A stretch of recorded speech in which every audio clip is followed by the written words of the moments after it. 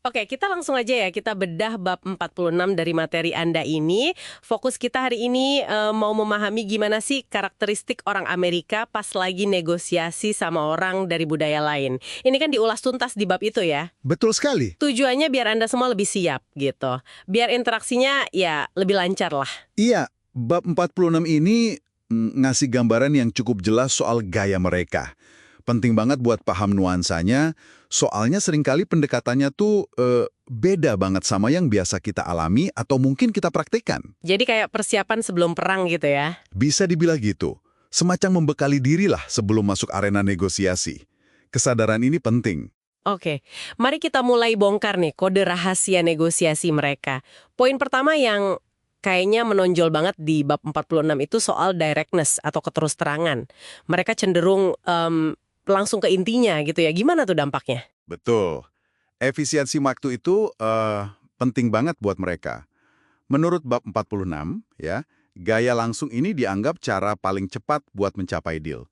Tapi, nah ini perlu diingat nih, Iya. buat orang dari budaya yang mungkin lebih mentingin hubungan atau basa-basi dulu, ini bisa kerasa agak gimana ya? Kaget gitu, bahkan bisa dianggap kurang sopan atau terlalu blak-blakan. Oh, jadi bisa salah paham ya? Banget. Jadi kuncinya itu paham kalau ini bukan sengaja menyinggung, tapi emang preferensi gaya komunikasi mereka aja, gitu. Menarik. Jadi ini soal nilai yang beda ya, efisiensi versus harmoni hubungan. Nah, ini nyambung nih ke poin kedua di bab 46. Mereka katanya cenderung agak enggan sama tuntutan awal yang dianggap terlalu tinggi, yang outrageous. Kenapa gitu ya? Bukannya nawar dari harga tinggi itu biasa di banyak tempat. Nah, justru itu bedanya. Keinginan buat efisien tadi itu bikin mereka ngelihat tuntutan awal yang ketinggian itu sebagai taktik buang-buang waktu.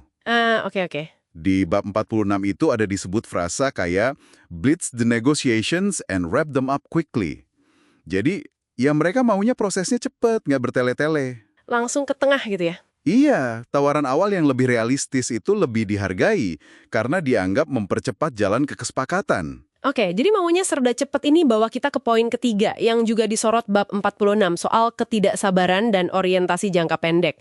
Ada kesan mereka pengen cepet-cepet selesaikan deal terus pergi, bahkan disebut ada potensi fast buck mentality. Tepat sekali. Fokus ke penyelesaian cepat ini bisa banget menimbulkan persepsi kalau hubungan jangka panjang itu kayaknya kurang penting dibanding deal yang sekarang ini. Wah, ini bisa jadi masalah ya kalau pihak kitanya mikir jangka panjang. Banget. Bab 46 ngingetin, ini bisa jadi sandungan serius kalau Anda atau pihak lain justru mengutamakan bangun relasi dulu sebagai fondasi bisnis. Kesan buru-buru ini bisa dianggap nggak menghargai proses, bahkan nggak menghargai mitra negosiasinya. Oke, ini penting buat dicatat. Terus gimana soal bahasa?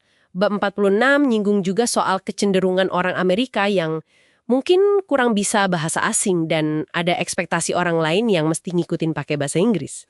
Iya, ini poin yang agak sensitif ya. Walaupun bahasa Inggris memang banyak dipakai internasional. Iya, dominan kan ya? Betul, tapi bab 46 menekankan kalau asumsi bahwa lawan bicara harus bisa bahasa Inggris, itu bisa kerasa agak arogan. Sebaliknya nih, usaha sekecil apapun misalnya nyapa atau bilang makasih pakai bahasa lokal lawan bicara, wah itu diapresiasi banget. Bisa mencairkan suasana gitu ya? Persis, seperti yang disaranin di bab ini. Itu bisa banget mencairkan suasana. Anggapan, mereka aja yang belajar bahasa kita, itu bisa jadi bumerang malah. Selain bahasa, bab 46 juga nyebut soal potensi kurangnya pemahaman budaya lain secara mendalam. Apa karena faktor geografis atau gimana ya? Bisa jadi kombinasi sih. Bab ini nunjukin kalau karena, ya mungkin, jarak geografis yang jauh dari banyak negara lain, kecuali tetangga dekat kayak Kanada atau Meksiko, Iya, jauh ya. dan mungkin juga fokus media mereka, pemahaman soal nuansa, protokol, atau nilai budaya lain bisa jadi terbatas. Akibatnya, ya Anda mungkin perlu lebih sabar dan lebih eksplisit pas ngejelasin konteks atau ekspektasi budaya Anda. Jangan anggap mereka otomatis paham gitu aja. Oke, jadi kita yang perlu proaktif ya. Betul. Satu lagi nih, karakteristik unik yang dibahas di bab 46 dan sering bikin salah paham. Ketidaknyamanan orang Amerika sama momen hening pas ngobrol. Ini beda banget ya sama budaya yang justru pakai diam buat mikir. Kontras banget. Bab 46 ngejelasin, buat orang Amerika, hening pas negosiasi itu sering dianggap tanda negatif. Kayak, wah ini macet nih, atau nggak setuju, atau ada yang salah gitu. Jadi panik gitu ya kalau hening. Mungkin nggak panik, tapi ada kecenderungan buat buru-buru ngisi kekosongan itu dengan ngomong lagi. Padahal kan di banyak budaya Asia atau Eropa misalnya, jeda diam itu justru momen penting buat refleksi, buat mikir, atau nunjukin keseriusan. Kebayangkan miskomunikasinya. Wah, iya ya. Bisa kacau kalau nggak tahu latar belakangnya ya. Jadi, kalau kita rangkum nih, kode negosiasi Amerika dari bab 46 ini, mereka cenderung direct, kurang suka nawar dari titik ekstrim, maunya cepet, mungkin lebih nyaman pakai bahasa Inggris, dan belum tentulah detail budaya kita, plus agak alergi sama momen diam pas diskusi. Persis.